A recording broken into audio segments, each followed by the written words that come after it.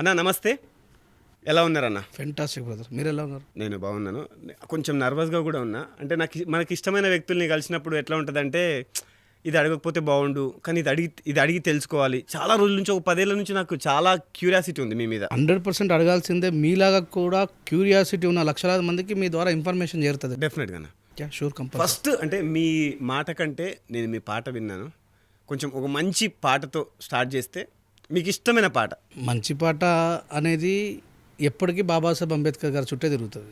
దాంట్లో ఇంకా వేరే ముచ్చట్లేదు. ఎందుకంటే ఆయన లేకపోతే ఈ దేశంలో మెజారిటీ ప్రజలకు స్వేచ్ఛ లేదు. ఓకే. ఏమైపోయే వాళ్ళమో అంబేద్కర్ లేకుంటే, ఏ చీకటి మింగునో తను వెలుగై రాకుంటే, ఏమైపోయే వాళ్ళమో అంబేద్కర్ లేకుంటే, ఏ చీకటి మింగును తను వెలుగై రాకుంటే, తరాల మనస్థితి గతులు మారక తల్లడిల్లు కథ సకల జనం, తరాల మనస్థితి గతులు మారక తల్లడిల్లు కథ సకల జనం, బ్రతుకు అగ్రకుల విషకౌగిట పడి నలిగిపోవు కథ నేటి దినం, ఏమైపోయే వాళ్ళమో అంబేద్కర్ లేకుంటే, ఏ చీకటి మింగునో తను వెలుగై రాకుంటే,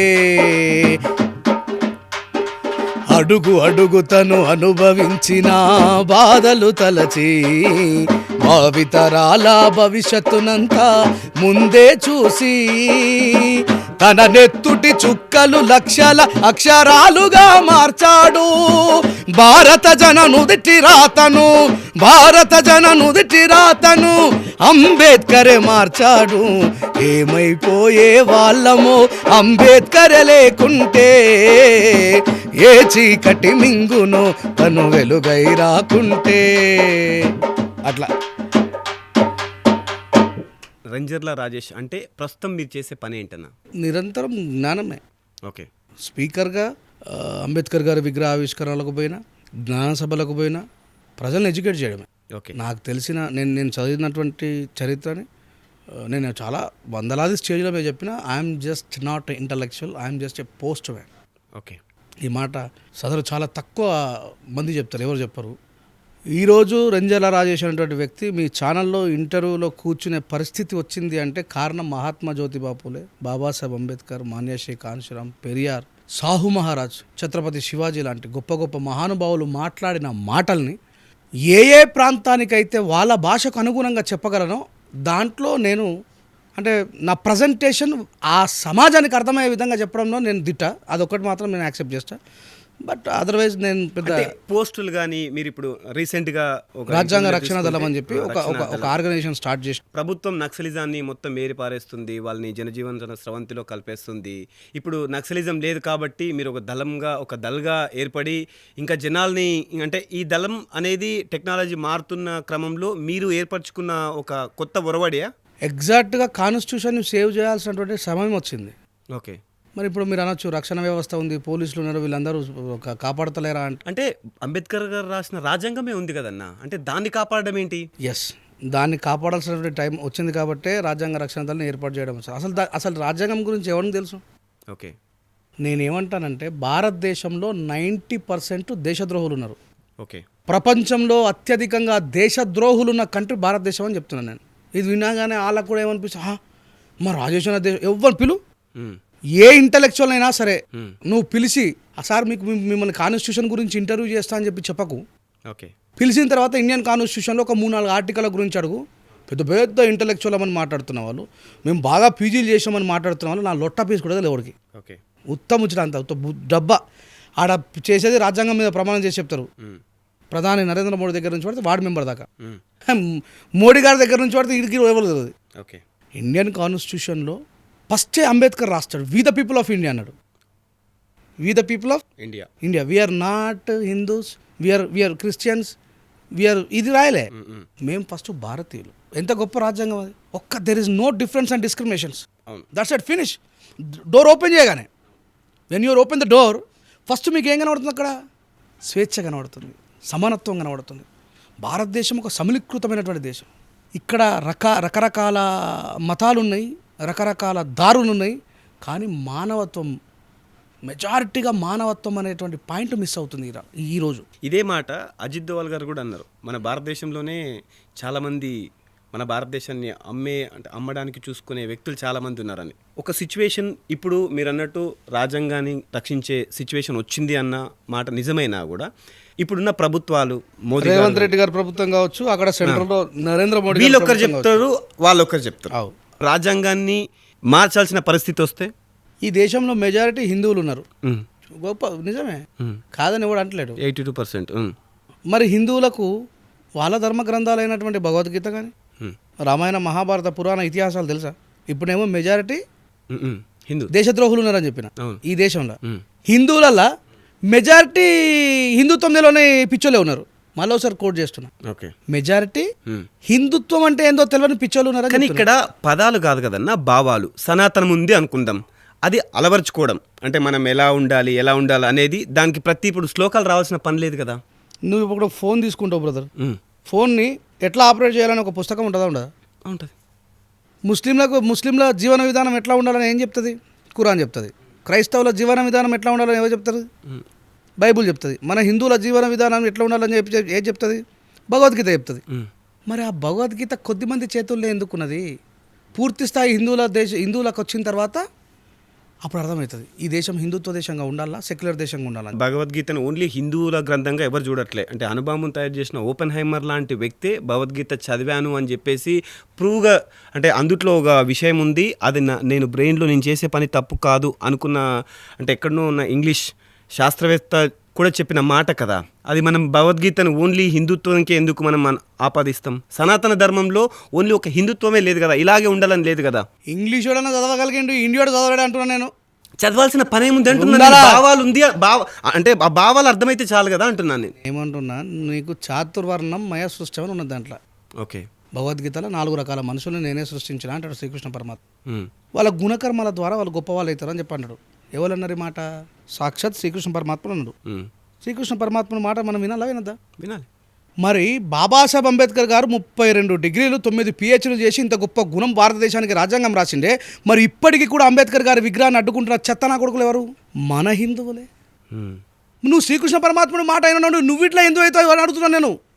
యు ఆర్ నాట్ హిందూ, నీకు హిందుత్వం తెలియదు. శ్రీకృష్ణ పరమాత్ముడు ఏమన్నాడు? గుణకర్మాల ద్వారా మనిషి గొప్పవాడవుతాడు అన్నాడు. మరి బాబాసాహెబ్ అంబేద్కర్ కావట్లేదే ఇంకా? ఎవరన్నారు? అంటే ఇప్పుడు మీకు అంటే నేనే అంటున్నా, నేనే అంటా.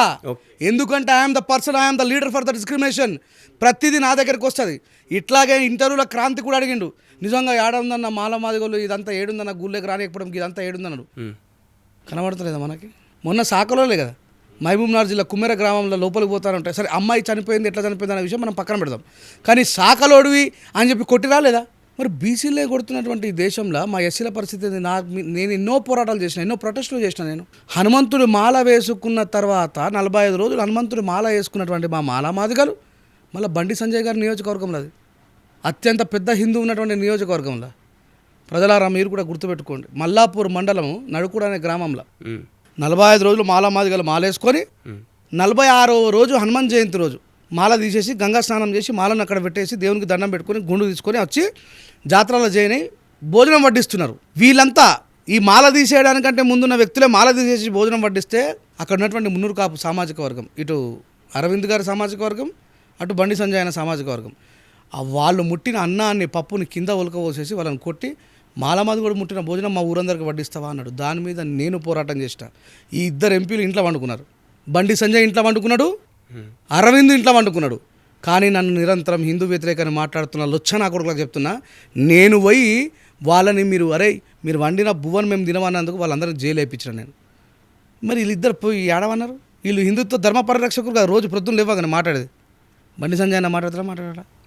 అరవింద్ గారు మాట్లాడతారా? మరి వీళ్ళ పార్టీ ఎజెండా ఏంది? ఈ దేశాన్ని హిందూ దేశంగా మార్చడం.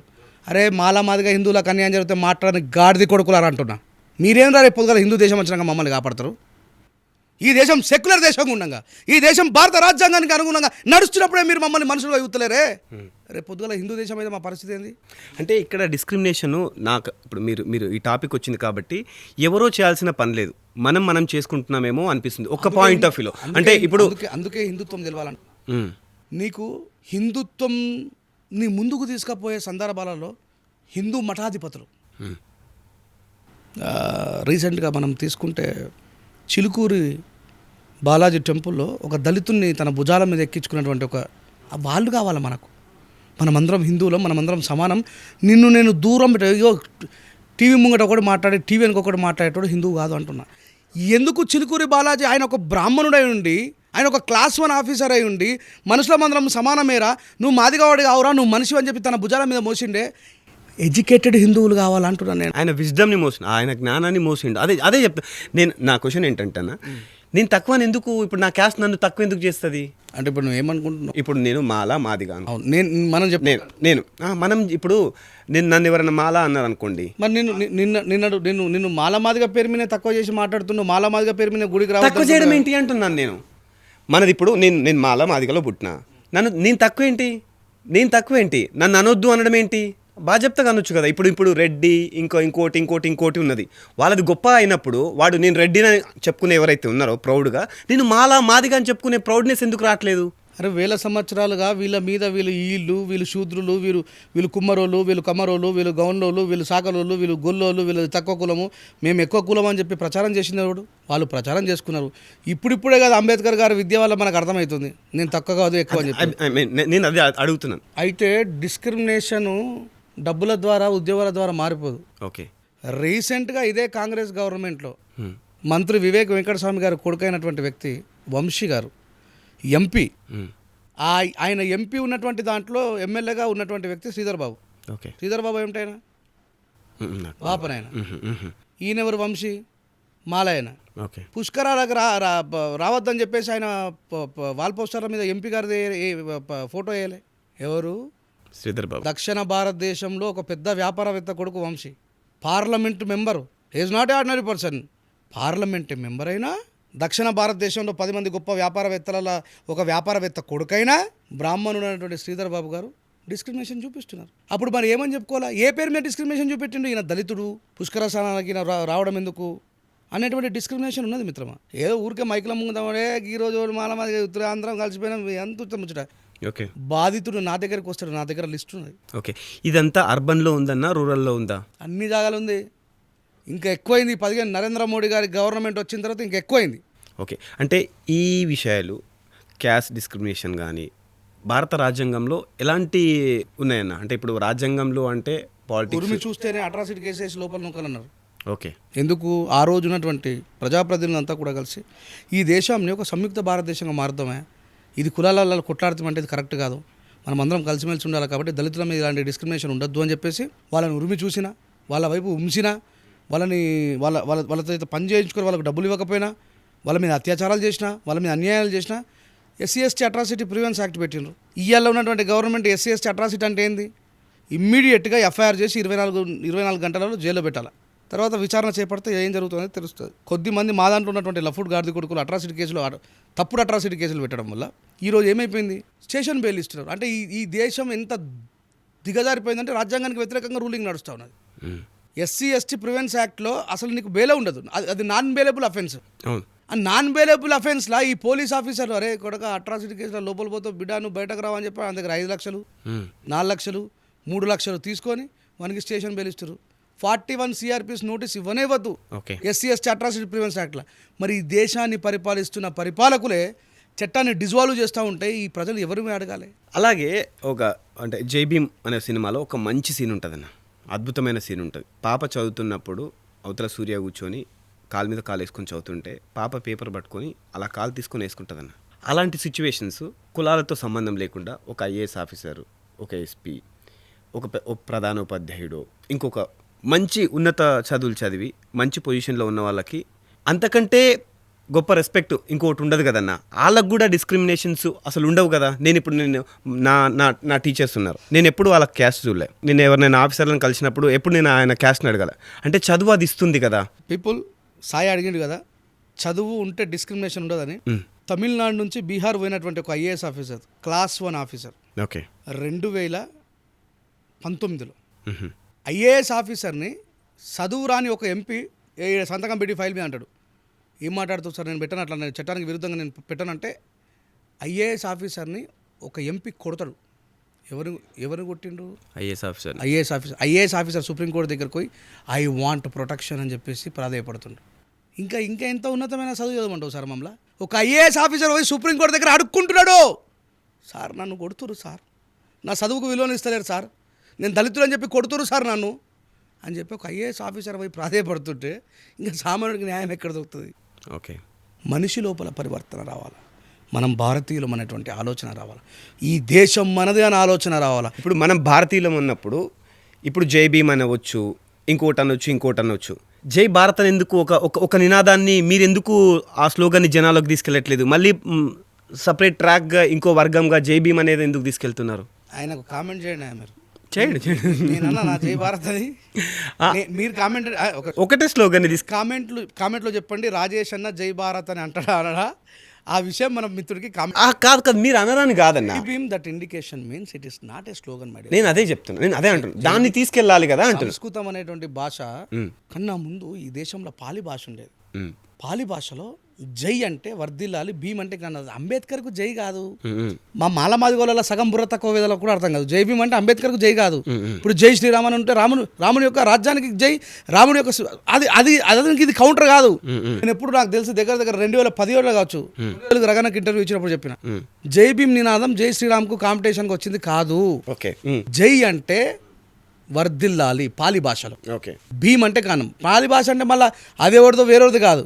మన బుద్ధుని కంటే ముందున్నటువంటి అశోకుడు వాళ్ళ తాత చంద్రగుప్త మౌర్యుడు వాళ్ళ కాలం అంతా కూడా పాలి భాష. ఓకే, ఆ పాలి భాష నుంచి బాబాసాహెబ్ అంబేద్కర్ గారి తండ్రి రామ్జీ సక్పాల్ గారు మహాత్మా జ్యోతిబా పూలే గారి ద్వారా తెలుసుకొని ఆయన కొడుకుకు భీమ్రావు అని పెట్టిన పేరు. ఓకే, భీమ్రావు అని అంటే జ్ఞానవంతుడు కావాలని నా కొడుకు నా పేరు పెట్టుకున్నాడు. ఈ దాన్ని జై భీమ్ అని చెప్పంటే జ్ఞానం వర్ధిల్లాలి. అంబేద్కర్ గారు పుట్టకున్న ముందు నుంచే భీమ్ అనేటువంటి మాట, జై అనేటువంటి మాట ప్రజలలో ఉంది. ఈ దాన్ని బాబు హరిదాస్ అనే వ్యక్తి బాబాసాహెబ్ అంబేద్కర్ విరోచిత పోరాటాన్ని చూసిన తర్వాత మళ్ళీ ఆ స్లోగాన్ని రీఎస్టాబ్లిష్ చేసిండు. ఇది అవతలోడికి అర్థం కాక ఈ మాలమాదిగ నాయకుల సగం ఈ మాట చూసినా మనం కూడా తిడుతున్నట్టు. ఈ సగం జ్ఞానవంతులుగా వీళ్ళు జ్ఞానవంతులుగా లోటపీసు కదా బాడుకోవాలి. ఈ సగం తెలియక అంబేద్కర్ని సర్వనాశనం చేసి ఈ గాడిద అంబేద్కర్ మా దేవుడు. అరే బాబాసాహెబ్ అంబేద్కర్ ఒక్కరికి కాదు కదన్నా. నేనేమంటున్నా, బాబాసాహెబ్ అంబేద్కర్ మాలమాదిగలకు చాలా ఏం చేయలే. బీసీలకు చేసినంత ఈ దేశంలో, ఆడవాళ్ళకి చేసినంత ఈ దేశంలో అంబేద్కర్ ఏం చేయలేడు మాలమాదిగలకు. ఈ విషయం మాలమాదిగలకు కూడా తెలియదు. ఈరోజు now the time of present 2026 27% విద్యా ఉద్యోగాలలో రిజర్వేషన్ బీసీలకు ఉన్నదండి, 15% ఎస్సీలకు ఉన్నది. ఇప్పుడు బాబాసాహెబ్ అంబేద్కర్ బీసీలకు ఎక్కువ చేసిండే ఎస్సీలక? బీసీలకు. అగ్రవర్ణాలలో ఉన్నటువంటి వాళ్ళకు 10% రిజర్వేషన్ ఇప్పుడు అని చెప్పి తెలుసు. బీజేపీ గవర్నమెంట్ వచ్చిన తర్వాత ఏదైనా మంచి పని చేసిందంటే ఈ 10% రిజర్వేషన్ ఇవ్వడం. అందులో మళ్ళీ లోటపీస్ అందులో మొత్తం మంది కూడా లేరు. వాళ్ళు ఉన్నది కేవలం 5.7%. వాళ్ళకి 10% రిజర్వేషన్ ఇచ్చిండ్రు. బాబాసాహెబ్ అంబేద్కర్ గారి రాజ్యాంగంలో ఈడబ్ల్యూఎస్ ఎకనామికల్లీ వీకర్ సెక్షన్ అనే దానికంటే ముందు ఈబీసీ అని ఉంటుండే, ఎకనామికల్లీ బ్యాక్వర్డ్ క్యాస్ట్. ఈ దొంగలంతా అమెరికా పోయినోళ్ళు, కెనడా పోయినోళ్ళు, డెన్మార్క్ పోయినోళ్ళు ఎంఆర్ ఆఫీస్లకు పోయి మేము రెడ్డిలమే, మేము బాపనోళ్ళమే, మేము కొముటోళ్ళమే, మేము కమ్మోళ్ళమే, మేము నాయుడులమే, కానీ మేము పేదోళ్ళం సార్, 10 లక్షల రూపాయలు లంచం ఇస్తాం సార్, ఈబీసీ సర్టిఫికేట్ ఇయ్యని చెప్పి ఓడికి చెప్పకుండా తీసుకొని దాన్ని రాష్ట్ర ప్రభుత్వం దగ్గర పెట్టి సార్ మేము ఎకనామికల్లీ బ్యాక్వర్డ్ క్యాస్ట్ సర్టిఫికేట్ తీసుకున్నాం సార్, మేము విదేశీ దూర విద్య నేర్చుకోవడానికి పోతున్నాం సార్ అంటే ఈడ గవర్నమెంట్ మనకి 50% ఫీజు కట్టింది, 35% సబ్సిడీ వచ్చింది. 50 and 35 ఎంతైతే 85%. అంబేద్కర్ పేరు మీద అగ్రవర్ణ దొంగ సర్టిఫికేట్ తీసుకున్న దొంగలు ఒక్క నా కొడుకు చెప్పాడు. నేను వేరే దేశం పోయి 85% మా మాలమాది కూడా ఇంకా ఆటో అనుకునే కానీ ఉన్నాడు అంబేద్కర్ ఇచ్చిన రిజర్వేషన్లో. కానీ వీళ్ళు మేము అగ్రవర్ణాలము, ఇందాక నేను చెప్పిన లిస్ట్ అంతా కూడా బాపనులు, కోమటోళ్ళు, రెడ్డిలు, చౌదరులు, నాయుడులు, రావులు, వీళ్ళంతా ఎంఆర్ఓకు 10 లక్షల రూపాయలు లంచం ఇచ్చి 20 లక్షలు, ఎందుకంటే కోట్ల రూపాయలు సబ్సిడీ వస్తుంది వాళ్ళకి. 85% సబ్సిడీ తెచ్చుకున్నారు. కానీ ఈ దేశంలో వాడు ఎవడు చెప్పాడు, అయ్యో నేను యూరోప్ పోయి వచ్చిన బికాస్ ఆఫ్ బాబాసాహెబ్ అంబేద్కర్ గారు ఇచ్చినటువంటి విదేశీ దూర విద్య. ఒక్కరన్నా చెప్పారన్న? ఎవడు చెప్పాడు? ఇగో నేను చెప్తే ఏమైపోతుందంటే అబ్బా చూసినా రెంజల్ రాయి చేసిండే మాకు వెనకకెళ్ళి. ఎందుకంటే నేను నిజాలే చెప్తా. ఇప్పుడు ఇందాక చెప్పినాను మాలామాదిగోళ్ళ సగం బుర్ర తక్కువ ఏదో వల్ల బాబాసాహెబ్ అంబేద్కర్ డ్యామేజ్ అయ్యాడు. ఇప్పుడు నేను వచ్చిన తర్వాత ఏం చెప్తున్నా, బాబాసాహెబ్ అంబేద్కర్ గారు ఈ దేశంలో అందరికంటే ఎక్కువ పోరాటం చేసింది స్త్రీల కోసం. ఆయన మొట్టమొదటి న్యాయశాఖ మంత్రి పదవిని జవహర్లాల్ నెహ్రూ మీద రికగ్నైజ్ లెటర్ చేసి ఇక్కడ ముఖం మీద ఇసిరిపడేసి నీ అమ్మ ఎందుకురా నాకు న్యాయశాఖ మంత్రి, నేను న్యాయమే చేయనప్పుడు నాకు న్యాయశాఖ మంత్రి పదవి ఎందుకని 52% బీసీలకు రిజర్వేషన్ ఉండాలని కొట్లాడండి బాబాసాహెబ్. స్త్రీలకు సమానత్వం కావాలన్నాడు బాబాసాహెబ్. స్త్రీలకు ఫ్రీడమ్ కావాలన్నాడు బాబాసాహెబ్. స్త్రీలు అన్ని ఉద్యోగాలలో వాళ్ళకు కూడా వాటా ఉండాలని అంబేద్కర్ గారు. కానీ జవహర్లాల్ నెహ్రూ ఒప్పుకోలే. జవహర్లాల్ నెహ్రూ బాపనాడు. అమ్మ ఈయనేం అంబేద్కర్ రావు మాలమాది వాళ్ళకి చూసుకోమంటే మొత్తం దేశం అంతా పెడుతున్నారు లొల్లి అని. ఈరోజు భారతదేశంలో మెటర్నిటీ లీవ్ తీసుకుంటున్నటువంటి ఒక ఆడతల్లి కూడా చెప్పదు బాబాసాహెబ్ అంబేద్కర్ వల్ల మాకు వచ్చినాయి. అలా బాపనలో ఆడమేకున్నది, మాలో ఆడమేకున్నది, మాది కూడా ఉద్యోగాలు చేసే ప్రతి స్త్రీకి కూడా మెటర్నిటీ లీవ్స్ ఉంటాయి. కానీ వీళ్ళు ఎవ్వరు చెప్పరు. వాళ్ళకి తెలియదు. ప్రభుత్వం ఇస్తుంది అనుకుంటారు. ప్రభుత్వానికి ఫండమెంటల్ చేసింది బాబాసాహెబ్ అంబేద్కర్ అని మాత్రం తెలియదు. ఇట్లా అంబేద్కర్ గారి గురించి తెలుసుకున్నాను. మీరు ఇక్కడ అంటే మన సౌత్లో కొంచెం తక్కువ, కానీ నార్త్లోకి వెళ్తే బాపనలో కూడా బాబాసాహెబ్ అంబేద్కర్ గారి గురించి అద్భుతంగా మాట్లాడతారు.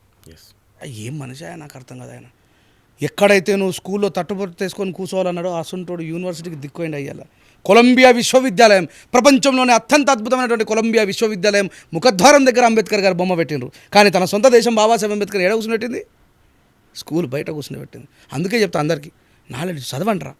ఆడేవాడు వాట్సాప్ యూనివర్సిటీలో రాసి పంపితే కథం ఇక దేశంలో చట్టం అయిపోతుంది. ఇలా అది నేనేమంటున్నా, ఏ కులముడైనా, ఏ మతముడైనా, ఏ పార్టీకి సంబంధించినోడైనా సరే ఫస్ట్ మనం రాజ్యాంగం చదవాలి. అంబేద్కర్ రాసిన రాజ్యాంగం ఓన్లీ బడుగు బలహీన వర్గాలకు మాత్రమే రాశాడు, మావోడే అన్నట్టు ఆపాదించుకుంటున్నారు. ఇప్పుడు మీరు చెప్పింది చూసుకుంటే హయ్యర్ క్యాస్ట్ వాళ్ళు అంబేద్కర్ నుంచి బెనిఫిట్ పొందిన వాళ్ళే. అంటే రాజ్యాంగం ఉంది అంటే ప్రతి ఒక్కరికి ఇప్పుడు ఓటింగ్ ఇవన్నీ ప్రాసెస్ ఆయన చేసినప్పుడే అందరి మనిషి కదా. మీరు ఎందుకు బ్యాక్వర్డ్కి అంబేద్కర్ మాకే అన్న స్లోగన్స్, అంబేద్కర్ మాకు మాత్రమే బెనిఫిట్ చేసినట్టు ఎందుకు పోర్ట్రే చేస్తున్నారు? నేనైతే వేయలేదు బ్రదర్. అది నేను ఈ దేశంలో అందరికంటే ముందు అంబేద్కర్ రిజర్వేషన్ ఇచ్చింది బాపనోళ్ళకి అని చెప్తా. నేను ఒక్కనే చెప్తా మాట, ఎవ్వడు చెప్పాడు. గట్టిగా చెప్పండి నన్ను ఇంకోసారి. బాపనోళ్ళకు రిజర్వేషన్ ఇచ్చింది బాబాసాహెబ్ అంబేద్కర్ అని చెప్తున్నా. ఓకే, ఇప్పుడే కాదు, ప్రతి స్టేజ్ మీద చెప్పిన, 100 సార్లు చెప్పిన. ఓకే, పూజారి విధానం బాపురంలో చేతిలో. నిన్న మా మందకృష్ణ మాదిగా మాట్లాడితే ఒక పంతులు అంటాడు, ఏమంటాడు ఆయన, సర్వలోకం దైవాధీనం దైవం మంత్రాధీనం తన్మంత్రం బ్రాహ్మణాధీనం బ్రాహ్మణేవ మమ దేవత అని ఉంటే శ్లోకం. సర్వలోకం దైవాధీనం, సర్వలోకం అంతా దేవుడి చేతిలో ఉంటుందట. దైవం మంత్రాధీనం, ఆ దేవుడు మంత్రమాధీనం ఉంటాడట. మంత్రం బ్రాహ్మణాధీనం, ఆ మంత్రం బాపనంలో ఆధీనంలో ఉంటుంది అని చెప్పి అంటున్నాడు మందకృష్ణ. మేము పుట్టిందే పౌరోహిత్యం చేయడం కోసం అని చెప్పి మాకు నేర్పి నీయాక నేను కూడా 4 గుళ్ళకు పూజారిని అయితే నేను తప్పేం లేదండి. మరి నేను ఏమంటున్నా, వేద పాఠశాలకు ఎంట్రన్స్ ఎగ్జామ్ రాయి చూద్దాం. ఆక్స్ఫర్డ్ యూనివర్సిటీకి రాస్తావు, నువ్వు చిత్తూరులో పుట్టిన రాస్తావు, కడపలో పుట్టిన రాస్తావు, కరీంనగర్లో పుట్టిన రాస్తావు, ఆదిలాబాద్లో పుట్టిన రాస్తావు, నిజామాబాద్లో పుట్టిన రాస్తావు. భారతదేశంలో ఉన్నటువంటి 29 రాష్ట్రాలలో 7 నుంచైనా నువ్వు ఆక్స్ఫర్డ్ యూనివర్సిటీకి ఎంట్రన్స్ ఎగ్జామ్ రాస్తావు. కానీ ఈ భారతదేశంలో ఉన్నటువంటి ఈ పౌరోహిత్యం నేర్పే, ఈ వేద విద్య నేర్పే వేద పాఠశాలకు ఎంట్రన్స్ ఎగ్జామ్ దొరకదు. ఎందుకు అంటున్నా, ఆ చదువు ఎందుకు ప్రజలకు అందుబాటులోకి రాలేదంటున్నా. ఇది కాదా రిజర్వేషన్? ఓకే, తాత పూజారే, తండ్రి, అరే నువ్వు చేసుకో నీ వృత్తి, నేను అద్దంటలేను పాపం. అయ్యో వాళ్ళకి శాత కాదు కాబట్టి ఆ పని నేర్చుకున్నాను, నేను అట్లా అద్దంటలేను. కానీ ఇప్పుడు కుమ్మరోళ్ళు, ఇప్పుడు బార్బర్లు ఏమైనా మన రేవంత్ రెడ్డి సాబ్ చెప్తున్నారు, మా రెడ్డిలు కమ్మలు కూడా పాపం చేస్తారు. This is India brother. ఇప్పుడు ఈ ఇండియాలో ఎంత గొప్పోడైనా విదేశాలకు పోయిన తర్వాత ఏదో పని చేసుకుని బతకాలి, తప్పదు. సార్ నేను గీకులో పోరానంటే వాడు వీజా ఇచ్చేసి పీకురా అంటాడు. నేనేమంటున్నా, నువ్వు జ్ఞానం వరకు, చదువు వరకు పోగలిగితేనే మిగతా అన్నిటి మీద ఆధిపత్యం సంపాదించామని చెప్తున్నా. ఇప్పుడు నీకేదో కులం ఉంటుంది బ్రదర్ ఈ దేశంలో, నాకేదో కులం ఉంటుంది. నీ తాత చేసిన పని నువ్వు చేస్తలేవు. నీ తాత చేసిన పని అయితే నువ్వు మైక్ ముంగట యాంకర్గా ఉండవు. నా తాత చేసిన పని నేను చేసి ఉంటే నేను మైక్ ముంగట గెస్ట్గా ఉండవు. ఇదే అంబేద్కర్ కోరుకున్న మార్పు. కానీ పూజారి విధానంలో అది లేదు అంటున్నా. ఓకే, తాత ఆలే ఇప్పుడు ఏమన్నాడు ఆయన, మా మందకృష్ణ మాట్లాడిన దానికి ఏమా మందకృష్ణ నువ్వు అంటావా మా బాబులో మరి రాసుకున్నాను శ్లోకం. సర్వలోకం దైవాధీనం అట, నిజం ఒప్పుకుందాం. సర్వలోకం ఎవరాధీనం ఉన్నది? దేవుడు ఆధీనం ఉన్నది.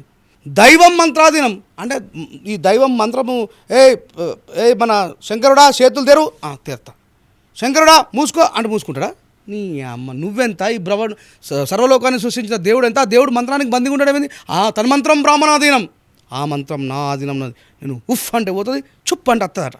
ఇగో నేను ఇది మాట్లాడితే వెనకాల కింద పెట్రోల్ పోసి మంట పెట్టినట్టు ఉంటుంది. మరి బాబాసాహెబ్ అంబేద్కర్ మాట్లాడేది నేను కాదు, మళ్ళీ చెప్తున్నా. తలారి పోషణ మా తాత, ఆయన చెప్పింది కాదు, మా అయ్య గడ్డం రాజన్న చెప్పింది కాదు, మహాత్మ పూలే చెప్పింది ఈ మాట.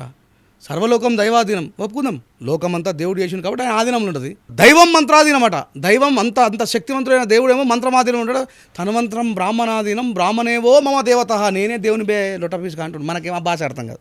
నేర్చుకుందామంటే ఇంగ్లీష్ నేర్చుకోవచ్చు, ఉర్దూ నేర్చుకోవచ్చు, ఏ భాషనైనా నేర్చుకోవచ్చు. నీకు ప్రపంచంలో ఏ భాష అవైలబిలిటీ ఉందో సంస్కృతం నేర్చుకునే అవకాశం రాదు. మన సంస్కృతం నేర్చుకుందాం నా కాలం నాడు ఏం తోడి రా బిడ్డ. సార్ మేము మంగళం గెట్ అవుట్, కుమ్మరలం గెట్ అవుట్, కాపులం గెట్ అవుట్, రెడ్డిలం గెట్ అవుట్, ఆడికి తెలుసు నీ గోత్రం బట్టి. ఈ మాయాసుంటలో మేడం అనుకో మాలా మంది కూడా ఏం గోత్రం రా అంటే యాక మా గోత్రం తెలియదు సార్, అగోత్రస్య అంటాడు. గోత్రం నేను వచ్చినది అగోత్రస్య ఇమీడియట్ అర్థమైపోతాడు. వీడు పక్క ఎస్సోడో బీసోడో ఉంటాడు, ఎందుకంటే అడిగి గోత్రం తెలియదు. ఎవడు చెప్పిండు మన గోత్రం? మన కులం ఏందో తెలుసు, బిడ్డ చదువుకుంటాం, పట్టణం దాకా పోయి ఇంకా చదువుకుంటే యూనివర్సిటీ దాకా పోయినాం, కానీ ఈ గోత్రం ఎవరికి తెలుసు? ఇంత పెద్ద కథ ఉంటుంది అలా దాంట్లో. మీరు అంటే ఈ మాట్లాడుతున్నప్పుడు ఏవేవో వస్తూ ఉంటాయి జనాల్లో. మీ పాటకి చాలా వాల్యూ ఉందన్న, మాటకి ఎంత కాంట్రవర్సీ అవుతున్నా ఇప్పుడు దీంట్లో తీసుకొని ఇంకొకటి ఏదైనా అడగొచ్చు, కానీ మీ నుంచి ఇంకో అద్భుతమైన పాట ఏదైనా. ఎటు విన్నా ఒక పాట వినిపిస్తుంది. ఈ మధ్యనే కాదు, దగ్గర ఇప్పుడు 15 సంవత్సరాలు అవుతుందో మరి 10 సంవత్సరాలు అవుతుందో. యాక్చువల్లీ అది మేము రాసింది ఆంజనేయ గౌడ్ అని చెప్పేసి ఒక అన్న ఉంటాడు, మహబూబ్ నగర్ జిల్లా, గ్రేట్ లీడర్. జైనటిగడ్డ యూత్ అని ఒక సంఘం పెట్టారు వాళ్ళు, ఎస్సీ ఎస్టీ బీసీ మైనార్టీలు అంతా కలిసి. దానికోసం మా రీలారే ప్రసాద్ రాయమంటే నేను 2 చరణాలు రాస్తాడు. అది ప్రజలకు తెలియదు, కాకపోతే దాంట్లో ఒక 2-3 లైన్లు తిరుగుబాటుకు సంబంధించి ఉన్నాయని చెప్పేసి ఏమో వాడతారు. అధికారమంతా కొంతమందికే సొంతమైపోయింది, వలసలతో నడిగడ్డ బ్రతుకు ఆగమైపోయింది, తిరుగుబాటు జెండెగరలేకనే మార్పు మాయమయ్యింది, అరరర పలిసి నోరి కుట్రెరుగలేకనే బానిస బ్రతుకయ్యింది, 60 ఏళ్ళ ఈ అణిచివేతపై తిరుగుబాటు సాగాలి. ఇది రాసింది ఆయన కోసం. ఓకే. కాకపోతే అంటే నాకు అర్థం కాదు, తెలంగాణ వచ్చిన తర్వాత ఇప్పుడు తెలంగాణ ప్రభుత్వం పోయి కాంగ్రెస్ వచ్చినాక అంటే తిరుగుబాటు పాటలు లేదు, ఇక అంత జోకుడు పాటలే ఉన్నాయి. దాని అర్థం అదే, ఎటువై బీజేపీ వాళ్ళకి అదే, కాంగ్రెస్ వాళ్ళకి అదే, ఆఖరికి టీఆర్ఎస్ వాళ్ళకి కూడా అదే అయిపోయింది ఇప్పుడు. ఓకే. అంటే మన పరిస్థితి ఏడునో చూడండి. అంటే తిరుగుబాటు పాట లేకపోవడం వల్ల మేము ఆంజనేయ గౌడ కోసం, జైనటిగడ్డ యువత కోసం రాసినటువంటి పాట మొత్తం సమస్యల చుట్టూ తిరుగుతున్నది. నిన్న మన కుమ్మెర గ్రహంలో జరిగిన ఆ స్త్రీ ఆ సిస్టర్కు జరిగిన అవమానానికి కూడా అదే పాట ఉపయోగపడ్డది. సామాజిక అంశాల మీద పోరాటం ఒక ఎత్తు, బడుగు బలహీన వర్గాల మీద పోరాటం ఒక ఎత్తు, ఇంకోటి దేవుడు నాస్తికత్వం. ఇప్పుడు మీరు బ్రహ్మాండంగా ఇప్పుడు మీరు మాట్లాడుతున్న మాటల్లో పౌరోహిత్యం నేర్చుకుంటే మేము కూడా బాగుపడతాం, మాకు కూడా నేర్పొచ్చు అనే ఒక భావజాలం, ఉపాధి ఉంటుంది, ఉపాధి దొరుకుతుంది అన్న ఒక భావజాలం ఉంది. అలాంటి టైంలో దేవుళ్ళని కూడా చాలా సందర్భంలో తిట్టారు మీరు. అవును, అది నా రైటు, నేను ఏమైనా పర్మిషన్ తీసుకోలే. ఓకే. శ్రీశ్రీ గారు ఒక గొప్ప లైన్ రాస్తాడు, నీ భక్తుడనయ్యాను నిత్య దరిద్రుడనయ్యాను, సేవలు చేశాను నా బ్రతుకే నైవేద్యం చేశాను. ఎవరు రాసినది? శ్రీశ్రీ గారు. నాకు దేవుడు అంటే ఇష్టం ఉన్నప్పుడు ఎత్తుకొని ఎగురుతా, నాకు కష్టం వచ్చినప్పుడు తిడతా, దాన్ని నిందాస్తుతి అంటారు. ఈ అవులగాడిది ఎవరో తెలియదు. నేనేమని అడిగినా, మొక్కి మొక్కి నొసలు అరిగిపోయేరా. ఏమరిగిపోయాన్న? నొసలు. క్రిస్టియనుడికి నొసలు అరుగుతుంది, ముస్లింకి నొసలు అరుగుతుంది, హిందువుకు నొసలు అరుగుతుంది. ఈ గాడిది కొడుకులకు అందుకే చెప్పిన నేను మొదటనే హిందుత్వం తెలుసుకోవాలని. మా హిందువులు తిడుతున్నారు రాజేష్. నేనేమన్నా దేవుడికి రాముడు అని పేరు పెట్టినా, శంకరుడు అని పేరు పెట్టినా? ఏమన్నా? మొక్కి మొక్కి నొసలు అరిగిపోయేరా, స్వేచ్ఛను అడిగి అడిగి గొంతులో తడి ఆరిపోయిందిరా. 3 దేవుళ్ళని అడుగుతున్నా నేను. వీని దృష్టికోణం ఎట్లా కుడతా, యథాదృష్టి తథాదృశ్యం. రాజేష్ హిందూ వ్యతిరేకి, యాక నేను క్రైస్తవుని అయినట. నాకెవడు ఇచ్చిన సర్టిఫికేట్? మా మండల ఆఫీసు వాళ్ళు చేయాల్సిన పని వీళ్ళు ఎప్పటి నుంచి ఎత్తురో తెలియదు. ఓకే. నేను రాసే ప్రతి పాటలో కూడా ఒక నిగూఢమైన అర్థం ఉంటుంది. నేను 3 చెప్తున్నా, అల్లాహు అక్బర్ అని నమాజ్ చేసేటోడు అసలు భూమికి అంతది, దయగల రాజా గొప్ప దేవుడ మహోన్నతుడ పరిశుద్ధ అనేటువంటి భూమికి రాస్తుంది, ఓ ఈశ్వర శంకర రామ మమ్మల్ని కాపాడరా తండ్రి అనేటువంటిది కూడా నేను ఏమన్నా మొక్కి మొక్కి మన నొసలు అరిగిపోతుందని చెప్పిన. నేను పాట పాడేటప్పుడు మిత్రులారా, సహోదరులారా, 1కి 2 సార్లు ఆలోచించండి. ఇక హిందుత్వం మీద టార్గెట్ చేస్తే కలాసిగా రెంజల్ రాయేసిన మొత్తం ఒక కుక్కని చంపాలంటే ఈ దేశంలో శిక్ష. అదే కుక్కకు పిచ్చి కుక్క అంటే ఆమోదం లభిస్తుంది. అంటే మేము హిందూ వ్యతిరేకులం అని చెప్పి, మరి హిందువులకు అన్యాయం జరిగినప్పుడు కూడా నేనే కాపాడుతుంది. మరి నేను ఎట్లా హిందూ వ్యతిరేకమైన నాకు అర్థమవుతుంది. ఓకే. ఈ 3 మతాల్లో మీకు బాగా ఇష్టమైన మతం దగ్గరగా అంటే లేదు మీరు మానవతం అనేకంటే ముందు మీరు ఆచరించే వ్యవహారంలో ఏ మతానికి దగ్గర ఉంటారన్న మీరు? నేను శైవ మతానికి దగ్గర ఉంటా. శైవ మతానికి ఎందుకు దగ్గర ఉంటా అంటే మా కుల వృత్తి కూడా అదే. మా తాత ముత్తాతలు మేము శ్మశాన వాసులం. శివుడు రుద్రాభిషేక ప్రియుడు, విభూతి అభిషేక ప్రియుడు. శైవంలా శివుడు ఏమంటాడంటే, ఒరే పిచ్చిగాడిలో వరకు ఈ సంసారం అంతా ఇది ఆనిదాన్ని ఈనిదాన్ని నువ్వు ఆని దోసుకొని ఈని దోసుకొని లాస్ట్కి అయితే మీకు మనశ్శాంతి దొరకదు శ్మశానంలో రా, ఎందుకు రా ఈ కులాల మతాలు అన్నారు. ఇక రాజేష్ గారు కూడా గదే చెప్పి. ఓకే. నాకొక్కటే ఒక బాధ మిత్రమా, నన్ను మసీదుకు పోతే నువ్వు ఎందుకు వచ్చినావు నువ్వు ఏమిటాడో అని అడగలే, నేను చర్చికి పోతే నువ్వు ఏమిటాడో నువ్వు ఎందుకు వచ్చినావు అడగలే. నేను ఈ దేశంలో హిందువునై ఉండి గుడికి పోతేనే నన్ను వెలేస్తున్నారు. మరి నేను ఎవరి మీద నా బాధ చెప్పుకోవాలా? నన్ను ముస్లిం వాడు రావద్దంటే నేను మన తిడతా, అవును. నన్ను క్రిస్టియన్ వాడు రావద్దంటే నన్ను తిడతా. నువ్వు ఏమన్నా అన్నదమ్ముడు నన్ను రావద్దంటున్నావు, మరి నేను ఎవరి గురించి మాట్లాడాలి? ఇప్పుడు నువ్వు నన్ను కొడితే మీ పక్కింటోడి మీద కంప్లైంట్ ఇస్తే అది న్యాయమా? ఎవడు కొట్టినా వాళ్ళ మీద కంప్లైంట్ ఇవ్వాలి కదా. అవును. వీళ్ళు సూక్ష్మంగా నన్ను అర్థం చేసుకోరు. ఓకే. నేను శివుని ఎందుకన్నా, శివుని గురించి వీళ్ళకు గుడ్డు తెలియదు, కాకరకాయ తెలియదు. శివుడు అంటేనే సృష్టి, శివుడు అంటే నేచర్, శివుడి రూపంలోనే నేచర్ దాగి ఉంటుంది. ఆయన జటావులకి నీళ్ళు ఎందుకు వస్తాయి, ఆయన ఎంటికలు జటాలతో ఎందుకు కుడుకొని ఉంటాయి, ఆయన విభూతి ఎందుకు పూసుకుంటాడు? ఏమో ఆయన కంటే పెద్ద దేవుళ్ళ ఇల్లంతా. ఆయన ఏమని చెప్తున్నాడు? అదంతా భోగం రా, సుఖం శ్మశానంలో ఉన్నారా బిడ్డ. నీ అమ్మ ఈడ కులం లేదు, ఈడ మతం లేదు, చచ్చిపోయినామంటే కథ ఒడిచిపోయి నీ కన్న కొడుకు నీ కన్న బిడ్డలు జల్దీ అంటారు. తెలంగాణ భాషలో మాట అర్థం చేసుకోరు. ఇది న్యాచురల్గా మనకు వస్తూ ఉంటుంది ఊర్లలో. మళ్ళీ ఓ రాయేష్ అని చూసినాను అంటే వాళ్ళు ఇది బాధ. వాళ్ళు మాట్లాడే వాడుక భాషలో నేను మాట్లాడాను అంటారా? సొంత తండ్రినైనా కానీ శ్మశానం వద్దంటదా? మనస్ఫూర్తిగా తన శివుడు కూడా అదే అంటాడంట కదా, నువ్వు ఇక్కడ ఎందుకున్నావు స్వామి అంటే, పోయినవాడు అన్ని ద్వేషం వదిలేసి లేదు, వస్తాడు. రాగం లేదు, మోహం లేదు, ద్రోహం లేదు, లుచ్చతనం లేదు, లఫంగతనం లేదు, ఎక్కువ లేదు, తక్కువ లేదు, తన్నుడు లేదు, గుద్దులు లేదు, దోసుకుని లేదు, దోసుకోబడడం లేదు. ఓకే. అందరిని తీసుకొచ్చాడు పెడితే పీకుతరేలు ఇది కాలేడు పూర్తిగా. ఓకే. ఇట్లా వికృత రూపం అయితే మా తాత నాకు దగ్గర నుంచి చూపెట్టాడు. బిడ్డ మనిషి యొక్క మానవ జీవితం ఇదే. మనిషి ఆయన మంచి రంగుల ఎంటికలు మొత్తం కాలిపోతాయి, మీసాలు పోతాయి, కానీ అది అసలు వికృతమైన రూపం అవుతుంది. అంటే మా వంశాచారం అంటుంది. భయం అనేది లేకుండా ఉండాలంటే తను చూడాలి అట్లని చెప్పి చిన్నప్పటి నుంచి మాకు చూపెట్టరు. అది అదనంటే ముచ్చట ఆ నుంచే ఇదంతా నేర్చుకున్నాను నేను. ఓకే. ఏముండదు అక్కడ, ఓకే, ప్రశాంతత ఉంటుంది. కానీ మీరు అన్నీ ఏవి తిట్టినా ఏం చేసినా భక్తి గురించి చెప్పినప్పుడు తెలియని ఒక డెప్త్ ఉంటుందన్న మీలో. మీరు అంటే మీరు నాస్తికులు అంటే నేను హేతువాది అంటే మీరు నేను బైరి నరేష్ అన్న నాస్తికవాదాన్ని ఎప్పుడు ఇష్టపడుతున్నాను మనిషి. ప్రతిసారి అన్యాయానికి గురైనప్పుడు ఏమో దేవుడు యాత్ర లోటపేసి మన నేను ఉన్నట్ట అని చెప్పాడు. కానీ ఇప్పుడు శివుని గురించి చెప్పారు కదన్నా, ఇప్పుడు ఏ బ్రాహ్మణుడు చెప్పినా ఇంకెవరు చెప్పినా ఇంత డెప్త్ శివుడి గురించి ఇలా ఎవరు చెప్పరు. అవును. అంటే ఆయన గురించి అంటే అన్ని ఉంటాయి, శరీరాల్లో పంచభూతాలు ఉంటాయి. వాళ్ళు దొంగలు కదా, వాళ్ళు బాపరలు దొంగలలో వాళ్ళు మొక్కుతారా శివుని? మొక్కరు. నీకు అంటే నీ వ్యూవర్స్కి కూడా తెలుస్తుంది. చూడు దశావతారం సినిమా చూసినాం మనం అందరం. రామానుజంని నెపోలియన్ పాత్ర ఎందుకు ఆ కొండలేసి మీదకి లేవడుతుంది సినిమా ఒక్కొక్కడు 10 సార్లు చూసినానికి అర్థం కాలేవచ్చు. ఏమంటాడు తెలుసు ఆయన? ఓం నమో నారాయణాయ అని అష్టమంత్రం పలికిన చోట పంచమంత్రం ఓం నమ శివాయ అని పలకను అంటాడు. మరి శివుడెవరు? రామానుజం వారసులారా మిమ్మల్ని అడుగుతున్న శివుడెవరు? మీకు దమ్ముంటే శివుడు దేవుడు సుత అంటారా వీళ్ళు? అనరు. చిన్నాజీఆర్ స్వామి వేములవాడ రాజరాజేశ్వర స్వామి చుట్టూ 10 ప్రదక్షిణలు చేసి పండి మొక్కాలే నేను చిన్నాజీఆర్ స్వామి భక్తుని అయిపోతా. మా అక్కికి రేపటి నుంచి బాపురం దిట్టిగా ఎప్పుడన్నా ఇక ఇది ట్రెండ్ చేద్దామన్నా చెయ్యు, షార్ట్ చేయు. మళ్ళీ చెప్తున్నా, మిస్టర్ చిన్నాజీఆర్ స్వామి మీరు వెళ్ళండి.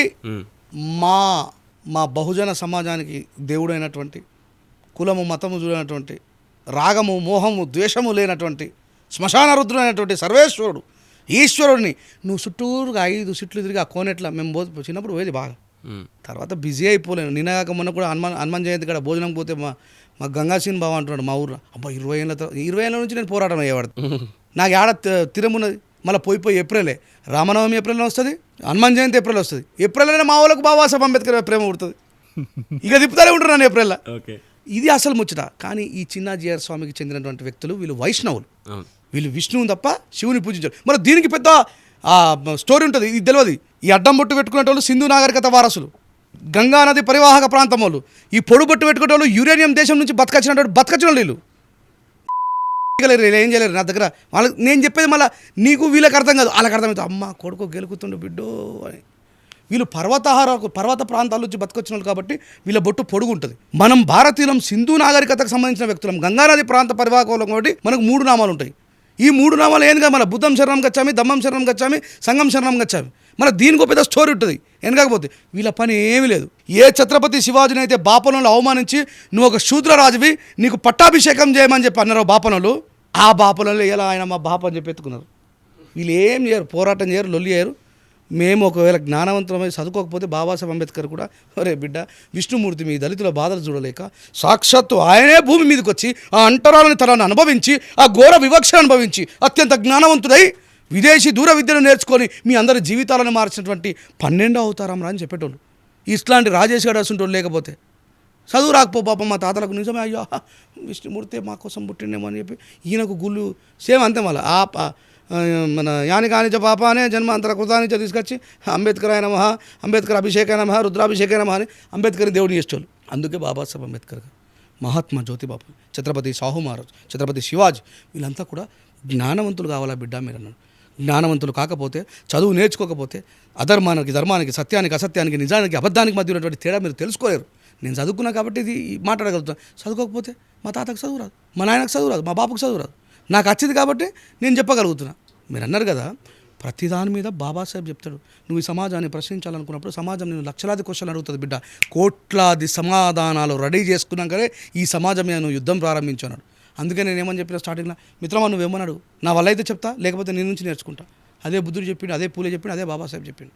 నేను మాట్లాడుతున్నది ఈ పాపం నేను అప్పుడు చెప్పిన చూసినావా 90% పూర్తిగా హిందుత్వం మీద హిందువులు ఉన్నారు చూసినాం. అసలు హిందుత్వం తెలిసిన వాళ్ళకి అర్థమైతే అమ్మ వీడు బరాబర్ గెలుగుతుండే బిడ్డ మాట్లాడమని శివుని దేవుడు కాదని చెప్పి వాళ్ళని మళ్ళీ నా తర్వాత ఇంటర్వ్యూ చేయడం ఒక బాపనైనా కూర్చోబెట్టు చెప్తా చిన్నజీఆర్ స్వామిని అడుగుమని చెప్పు. చిన్న మళ్ళీ ఈ మధ్యవర్తులైనటువంటి ఈ చిన్న చిన్న త్రిలోకాధిపతి అని చెప్తాం కదా, మరి శివుణ్ణి దేవుడిని కాదని ఎవరంటారో చూద్దాం. చిన్నజీఆర్ స్వామి అదే నేను చిన్నజీఆర్ స్వామి గారికి జీవితం అంతా శిష్యరికం చేస్తా. ఓకే, ఇక మాట్లాడను. భారతదేశం అన్నప్పుడు సనాతన ధర్మం ఈ ఎప్పటి నుంచో ఉన్న, ఇప్పుడు రీసెంట్గా యేసు ప్రభుకు డిఎన్ఏలో కూడా మన ఇండియన్ ఆనవాళ్ళు ఉన్నాయని ఒక ట్రెండ్ అవుతుందన్న రీసెంట్గా. అలా భారతదేశంలో ఏ ఫిలాసఫీ లాంగ్ లాస్ట్గా ఉంటుందన్న? ఈ రాజకీయ నాయకులు రాముని కూడా వాడుకుంటారబ్బా. రాముడి సరే అవన్నీ మైథలాజికల్ అయినా మిత్ అయినా ఒక స్టోరీలో రాముని సుగుణవంతుడిగా చూపించినటువంటి కొన్ని కోణాలు మనం తీసుకుందాం. రాముడి దగ్గర నుంచి గుహుడు సీతమ్మ వారిని, లక్ష్మణుని, రాముణ్ణి గోదావరి దాటిస్తాడు. అంటే పడవ నడుపుతున్నాడు అంటే ఏ కులానికి చెందిన వ్యక్తి అయి ఉంటాడు? ఖచ్చితంగా బోయ అయినా ఉంటాడు. అంటే చేపలు పట్టే కులానికి చెందిన వ్యక్తి. రామచంద్ర మహాప్రభు నాలాంటి ఒక పేదోని పడవ మీద నువ్వు ఎక్కినవు అని చెప్పంటే, మాకు సహాయం చేసిన నువ్వు గొప్పడు, నీ సహాయం అర్జించిన మేం పేదోళ్ళమని గుహుని గుండెలకు అద్దుకున్నాడు. ఓళ్ళు శ్రీరామచంద్ర రాముడు. మరి నీ అవ్వ సాకలో గుళ్ళకి రావద్దని కొడతాయా లంబడిగాను? నువ్వు రాముని ఎక్కడ ఆదర్శంగా తీసుకున్నావు? వీళ్ళు రాముని కూడా మోసం చేస్తున్నారు భయ్యా. రాముడు ఒకవేళ ఈరోజు ఇప్పుడు రాముడు అంతా 14 సంవత్సరాలు వనవాసం చేసింది అరణ్యంలోనా పట్నంలోనా? అరణ్యం. మరి ఈ ఆదాని అంబానీ గారు అడవులు కొట్టెత్తలేదు, ఈ మన ప్రైమ్ మినిస్టర్ సపడా కూకుంటాడేది. రాముడు బతుకుంటే ఇప్పుడు మనం వీళ్ళని చంపడా? అరే నాకు అన్నం పెట్టింది అడవి, పేదోళ్ళకి అన్నం పెడుతుంది అడవి, ఆదివాసులకు జీవనాన్ని ఇస్తుంది అడవి. ఆ అడవిని ఎందుకు కొట్టెత్తున్నారు? ఆదాని గారి కోసం, అంబానీ గారి కోసం అని చెప్పి రాముడే ఇలా మీద తిరుగుబాటు చేసాడు భయ్యా. వీళ్ళు రాముని కూడా వాడుకుంటున్నారు. ఈ కింద ఉన్న వాళ్ళకేమో రామాయణం తెలియదు. శబరి ఒక దళితురాలు, ఎంగిలిపల్లి రాముడి మీద ప్రేమతో. రాముడే శబరి మీద డిస్క్రిమినేషన్ చూపించాలి, రాముడే గుహుడి మీద డిస్క్రిమినేషన్ చూపించాలి. నువ్వెవడు రా బాయ్ రాముడి పేరు మీద డిస్క్రిమినేషన్ చూపించడానికి? నువ్వెవడు అడవి నరకడానికి? ఇది నేను అడుగు అదే అంటున్నాను. నేనంటే ఇక్కడ మనల్ని మనమే ఎక్స్పోజ్ అవుతున్నామేమో అంటున్నాను. ఇప్పుడు నేను దళితున్నని చెప్పడం వల్ల నన్ను ఇంకోటి చిన్న చూపు చూస్తున్నాడు. నువ్వు ఈ దేశం నిడిచిపెట్టిపోయినా మొన్న మున్నూరు కాపులు అమెరికా మహాసభ పెట్టుకున్నారు, రెడ్డిల అమెరికా మహాసభ పెట్టుకున్నారు. మరి వీళ్ళు పాపం పాశ్చాత్య దేశాలలో పోయి బతుకుతున్న కులం ఎందుకు? ఓకే, మేము అంబేద్కర్ వాదులం అందరం డిమాండ్ చేస్తున్నాం, కులం తీసిపరి. ఎవరికి కావాలా కులం? లొట్టపేసిన కులం మాకు కావాలా. ఎస్సీ అంటే ఏందనుకుంటున్నావు? షెడ్యూల్ క్లాస్, అది షెడ్యూల్ క్యాస్ట్ కాదు. ఈ గాడి గొడవలకు తెలియదు. ఏ మనుషులను ఆ క్లాసులో చేర్చాలని అంబేద్కర్ రాసిండు? ఎవరైతే అత్యంత దరిద్రహీనమైనటువంటి జీవితాలు జీవిస్తూ కూడా అంటరాని తనను అనుభవిస్తున్నారో వాళ్ళని షెడ్యూల్ క్లాసులు వేయమన్నారు. ఈడ మాలమాదిగోడు షెడ్యూల్ క్లాసు, పక్కకోతే తమిళనాడులో మంగళోడు షెడ్యూల్ క్లాసు, ఆడికెళ్ళే నువ్వు కేరళ పోతే గౌన్లోడు షెడ్యూల్ క్లాసు, నువ్వు జార్ఖండ్ పోతే మున్నూరు కాపుడు షెడ్యూల్ క్లాసు, నువ్వు రాజస్థాన్ పోతేనేమో ఇక్కడ లంబడోళ్ళు ఎస్టీలు, ఆడనేమో రాజ్పుతులు. అరే మనుషులు అనుభవిస్తున్న జీవన విధానానికి తగ్గట్టు వాళ్ళని ఆ క్లాసులో చేర్చమన్నాయా? ఈడ మాలమాదిగోలు నిన్నగాక మన కవిత మేడం కూడా చెప్పింది, నన్ను బీసీల పోరాటం ఎందుకు చేస్తున్నారు అని అడుగుతున్నారు. మేము ఈ కర్ణాటక పోతే బీసీలం అవుతాం వెలుమూలము, మళ్ళీ మహారాష్ట్ర పోతే మేము ఎస్సీలం అవుతామని చెప్పాను. అందుకే మా రాజ్యాంగము చదవరు ఈ గాడిది కొడుకులు, ఆ ధర్మము చదవరు ఈ గాడిది కొడుకులు. మళ్ళీ మేము హిందూ ధర్మ పరిరక్షకులు అన్న లొట్టపిస్తారు. పిలువు లంబడి కొడుకులు నాతో పాటు పరీక్ష రాయించు, పోటీ పరీక్ష రాయించు ఈ ఎంపికలని. ఏం రాదు, బస్ జై శ్రీరామ్. అరే నేను కూడా అంట జై శ్రీరామ్. రాముడు ఏకపత్ని వ్రతుడు. మీకు ఎంతమంది ఉన్నారా? ఎంతమంది బీజేపీలు రేపిస్టులు దొరికిరు? సస్పెండ్ చేయవేందుకోని మరి. రాముడు ఏకపత్ని వ్రతుడు కదా, మరి నువ్వు ఎందుకు సస్పెండ్ చేస్తలేవు వాళ్ళని? రాముడికి ఒకటే బాణం, ఒకటే కులం చేయి, హిందువులందరితో ఒకటే కులం చేయి దమ్ముంటే. నరేంద్ర మోడీ గారు మహారాష్ట్ర పోయి హమ్ ఓబీసీకి లోగే, మనం బట్వాడా కావద్దు, మనం మనం మనం తెగిపోతే మన ఓట్లన్నీ నాశనం అయిపోతాయని అడుగుతారు. సో ఇదంతా కూడా జ్ఞానంకి ఈ దేశపు చరిత్రకి సంబంధం లేకుండా మాట్లాడుతున్నటువంటి వ్యక్తులకేమో అర్థం కాదు. సరే, మీ ద్వారైనా కొన్ని 4 కొత్త విషయాలు తెలవాలని చెప్పేసి మీ ప్రతిదానికి నేను క్లారిటీ ఇచ్చే ప్రయత్నం చేస్తా ఉన్నాను. అలాగేనా? ఇప్పుడు ఒక చిన్న వీడియో చూద్దామన్నా. గుడ్లకైనప్పుడు మానవులు మీరు రావద్దు అంటారు. నిన్న అన్నారా? నన్ను అన్నారు అప్పుడు మస్తు సార్లు అన్నారు కదా. సో ఎప్పుడు గుళ్ళకి పోయినా కూడా నువ్వు మాలోడు, నిన్ను ఇంకా మాలోడు అని చెప్పి ఎక్కడెక్కడ తీస్తుంటారు? స్కూల్ పోతే అంటారు అట్లా, ఆడుకున్నప్పుడు కానీ స్కూల్కి వెళ్ళేటప్పుడు అంటారు అట్లా. అఖిలేష్ ఆడమ్మా నాయనమ్మ మీరు మాలోడు రావద్దు అంటారు. సో ఆడుకున్న దగ్గర చదువు అంటే ఆ అబ్బాయి ఏజు 10 ఏళ్ళు 11 ఏళ్ళు ఉంటాయన్న. నేను ఈ సందర్భంగా మీ ఛానల్ ద్వారా కూడా వేదాన్ మీడియాకి ధన్యవాదాలు చెప్తున్నా. వేదాన్, థ్యాంక్ యూ, దాన్ని వెలుగులోకి తీసుకొచ్చినావు. అంటే ఈ భారతదేశం ఎంత అదో పాతాళానికి పోతుందో చూడండి. మళ్ళీ అడ్డుకున్న వాళ్ళు కూడా పెద్ద వేరే అగ్రకులాలు అని మాట్లాడుతున్న వాళ్ళు కాదు, వాళ్ళు బీసీలే, యాదవ్ సహోదరులే. అందుకే నేను చెప్తా, నేను నీకు ఫస్ట్ ఏమని చెప్పిన, నిర్మలమైన హృదయమే భగవంతుని ఆలయం అని చెప్తుంది. ఏది? మన హిందూ ధర్మశాస్త్రాలు ఏమని? నిర్మలమైన హృదయమే భగవంతుని ఆలయం. ఆ నిర్మలమైన హృదయాలు కరువైనాయి హిందుత్వంలో. హిందుత్వవాదులలో ఆ నిర్మలమైన హృదయం లేదు. అది అమ్మవారు కదా, నవరాత్రులు జరుపుకునే అమ్మవారు కదా, అక్కడ గుడి లేదు, ఏం లేదు. టెంట్ వేసుకొని అమ్మవారిని 9 రోజులు పూజించే కాడికి కూడా మమ్మల్ని రావద్దు మీరు మాలనా కొడుకులు అని చెప్పి అంటున్నారంటే ఈ దేశంలో క్రూరత్వం, కులతత్వం ఎంత దిగజారిందో అర్థం చేసుకో. అందుకే నేను అన్న ఇంతాక, మహామహా చక్రవర్తులు రాజ్యాలను పరిపాలించిన వాళ్ళు కూడా శ్మశానంలో అనాథ శవంలాగా కాలిపోతారు. అందుకే శివుడు ఎందుకు అక్కడ ఇష్టపడతారంటే అక్కడ అహం ఉండదు. మనిషి సంతు కబీర్ దాస్ ఏమంటాడంటే, శ్మశానం ఊరవుతల ఉండొద్దురా, ఊరు మధ్యలో ఉండాలంటాడు. ఎందుకంటే మనిషి రియలైజ్ అవుతాడు, ఊరి గంత పెద్ద బాడీ బిల్డర్ చచ్చిపోయి కాలిపోతుండ్రా, మా ఇవ్వలమైన గింతేరా, అరే ఇంత గొప్ప జ్ఞానవంతురా, ఊరవుతల వాడేసిన కూడా కనబడది. ఇప్పుడు కొంచెం దగ్గరకు వచ్చినాయన్న, మీరు అన్నట్టు మధ్యలోకి వస్తాయి, రావాలి. వస్తే ఏమైపోతుంది, అహం పోతుంది. ఇప్పుడు నేనేమంటున్నా, ఆ పిల్లగాడు అమ్మవారు వచ్చింది నా మీదకి రావద్దురా, నరబలి తీసుకుంటా, ముద్దంత వాళ్ళు తింటారు పోలీసులు, ఊకుంటారా? నరబలి తీసుకుంటా అంటే ఎటు పోతుంది వానికి? నిజంగా అమ్మవారి మాలామాదిగోళ్ళకు కుమ్మరి కమ్మల సాగరంలోకి వస్తుంది, మన బాపనంలోకి రాదు. ఒక్క బాపనంలో ఆమెను అని ఊగంగా చూపెట్టు. ఓకే అన్న, ఇప్పుడు పురాణాలు తీసుకుంటే కూడా బ్రాహ్మణ్స్ ఈ గ్రంథం రాసినట్టు నేను ఎక్కడ చదవలేదు బ్రదర్. రామాయణం ఎవరు రాసిండ్రు? అదే అదే అదే రామాయణంలో శూద్రుడైన శంభుకుడు తలకాయ నరికెత్తాడు రాముడు. మళ్ళీ ఇది రాసింది వాల్మీకి. జగన్మోహన్ రెడ్డి గారి తాతకు, రాజారెడ్డి గారికి వస్తే కొంచెం చదవస్తుండొచ్చు, కానీ వాళ్ళ తండ్రికి చదవచ్చు ఉండదు. ఎన్టీ రామారావు గారికి చదవచ్చు, కానీ వాళ్ళ తండ్రికి వస్తే కొంచెం వచ్చి ఉండొచ్చు, కానీ వాళ్ళ తాతకు చదువు రాదు. మీరు తెలంగాణ వాసి కాబట్టి మీ తాతకు చదవచ్చు ఉండదు, మా తాతకు చదువు రాదు. వాల్మీకి చదువు నేర్పినే, ఆయన మన శూద్రుడే కదా, మన దళితుడే కదా, మరి ఆయనకి ఎవరు చదువు నేర్పిండు? అదే రామాయణంలో శంభుకుడు అనే శూద్రుడు చదువు నేర్చుకుంటే తలకాయ నరికెత్తారు. పువ్వులు పెట్టాలి. రేపు పొద్దుగా నాయాసుండ్రు వచ్చి అడిగితే మీ వాడే రాసిండు బిడ్డ, మాకేం కొడుతురా, తప్పించుకోవచ్చు ఈజీగా. వాడు క్లియర్గా రాసుకున్నాడు. భారత రాజ్యాంగం కంటే ముందున్నటువంటి ఒక రాజ్యాంగం పేరు మన ధర్మశాస్త్రం. అధ్యానం అధ్యాపకం బ్రాహ్మణ నామకల్పయాత్. అధ్యానం అంటే చదువు నేర్చుకోవడం, అధ్యాపకం అంటే చదువు నేర్పడం, బ్రాహ్మణ నామకల్పయాత్ బాపనలో సొత్తే. అందుకే మీ తాతకు చదువు రాలే. అంబేద్కర్ వచ్చిన తర్వాత భారత రాజ్యాంగంలో విద్య ప్రాథమిక హక్కు అంటే ఈ దేశంలో చదువు వచ్చింది. లేకపోతే నువ్వు నేను మైకు ముంగట ఊకుటోళ్ళం గాను, ఈ మైకు ముంగట అడిగేటోడు చెప్పేటోడు వాళ్ళే ఉండేటోళ్ళు. అందుకే వాళ్ళకు కోపం బాగా వస్తాం అంబేద్కర్ అంటే. అంబేద్కర్ని మాలామాదిగా వాడాలకు పరిమితం చేయాలని, అంబేద్కర్ని కేవలం వాళ్ళకు సంబంధించిన నాయకుడిగా చూపెట్టాలని ఈ దేశాన్ని పరిపాలించిన జవహర్లాల్ నెహ్రూ బాపనోడి దగ్గర నుంచి పడితే, రేపు నేను ప్రెసిడెంట్ కావాలనుకుంటున్నటువంటి బాపనోడి దాకా కూడా, అంటే బాపనులలో మంచోళ్ళు లేరని కాదు, అన్ని కులాలలో మంచోళ్ళు ఉంటారు. కేలిస్కేర్ పండితుడు అనేటువంటి ఒక వ్యక్తి బ్రాహ్మణుడు. బాబాసాహెబ్ అంబేద్కర్ గారికి బుద్ధుని పరిచయం చేసిండు. బాబాసాహెబ్ అంబేద్కర్ గారు మెట్రికులేషన్ పాస్ అయిన తర్వాత ఇంటర్మీడియట్ డిగ్రీ చదవడం కోసం షియాజీ రాజా గాయకవాడ్ దగ్గరికి తీసుకుపోయినటువంటి కేలిస్కేర్ పండితుడు బాపనైనా ఆయనకు పొద్దున్న లేచి కొన్ని కోటి సార్లు పాదాభివందనం చేస్తా, ఆయన ఫోటోకు కాళ్ళు కడిగి నన్ను ఎత్తిమే చల్లుకుంటా. ఎందుకంటే నా తండ్రిని ఆదర్శవంతుడిగా తీర్చిదిద్దినటువంటి మహానుభావుడు ఆయన, బ్రాహ్మణుడే. నాకు బ్రాహ్మణ కులం మీద కోపం లేదు. బాబాసాహెబ్ చెప్తారు, Brahmins are not our enemies, Brahminism it's our enemy అన్నాడు. అది మాదిగోడు లోపల ఉన్నా, మాలోడు లోపల ఉన్నా, శూద్రుడు లోపల ఉన్నా బ్రాహ్మణిజం అనేది మనిషిని అహంకారిగా మారుస్తుంది. బాపనులలో కూడా మానవతావాదులు, ప్రేమించే వాళ్ళు ఉన్నారు, ఇప్పటికీ కూడా ఉన్నారు. మందాయేటోళ్ళు ఉన్నారు, కోళ్ళు బీళ్ళు తినేటోళ్ళు ఉన్నారు. అసంటోళ్ళు we love, we should together, కలిసి తింటాం, కలిసి కూర్చుంటాం. నా ఊరు పక్క నా క్లాస్మేట్ వినయ్ గాడు, మా బాపను నా దోస్తే.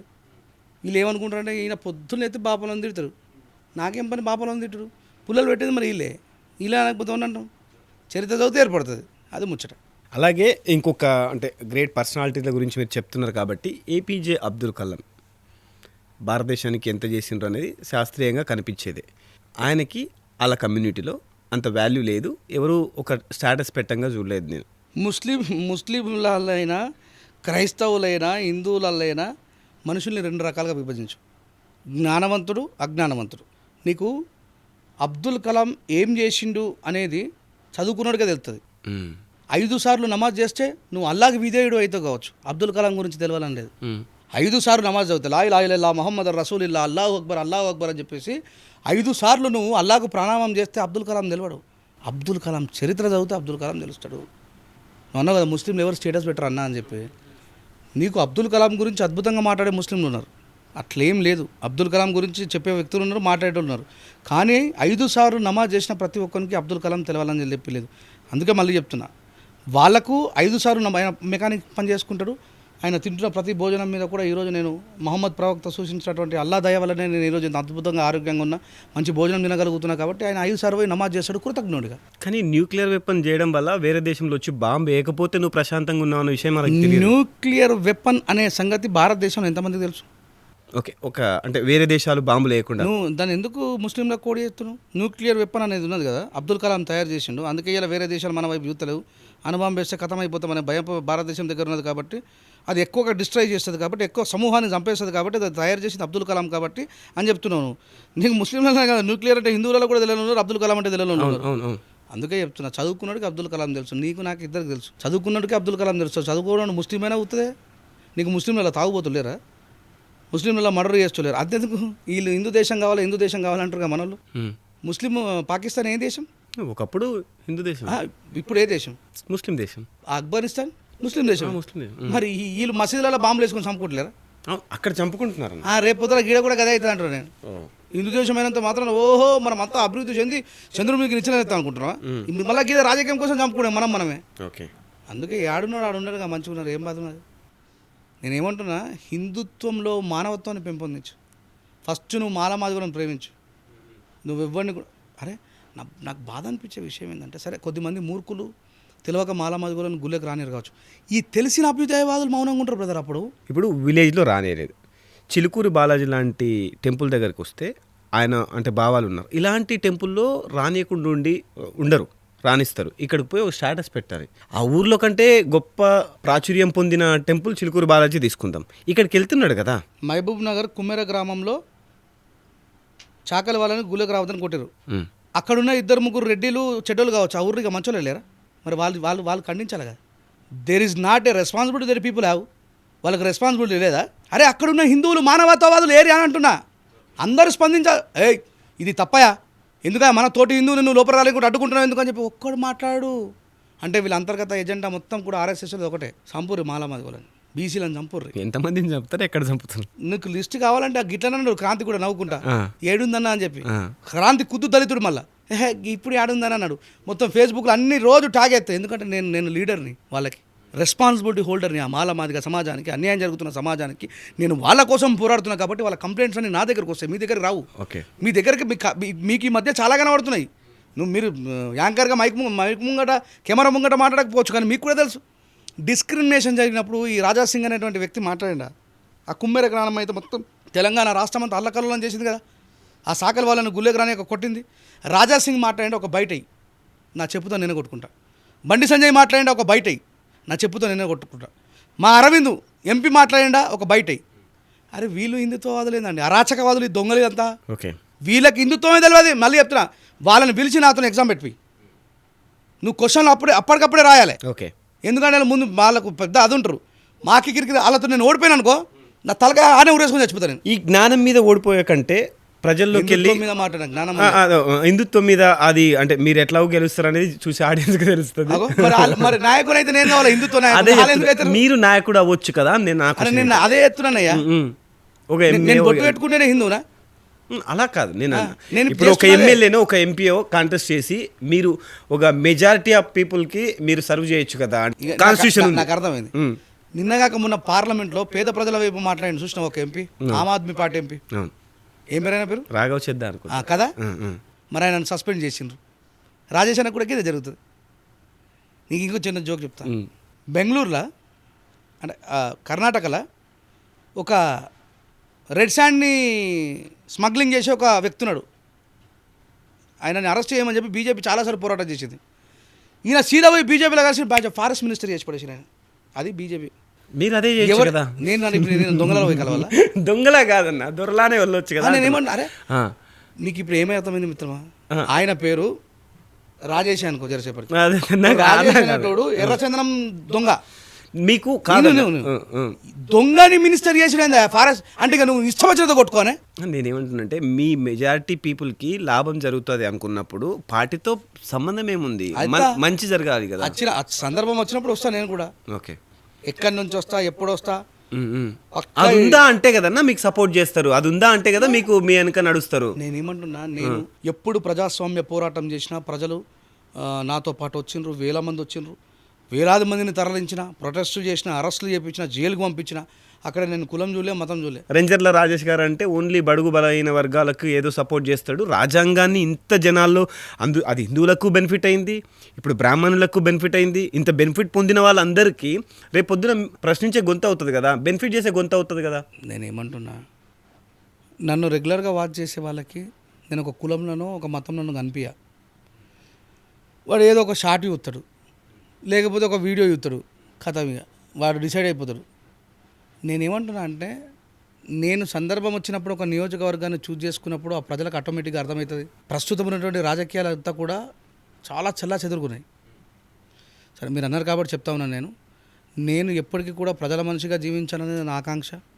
ప్రజలతో మమేకమైపోవాలనేది నా ఆకాంక్ష.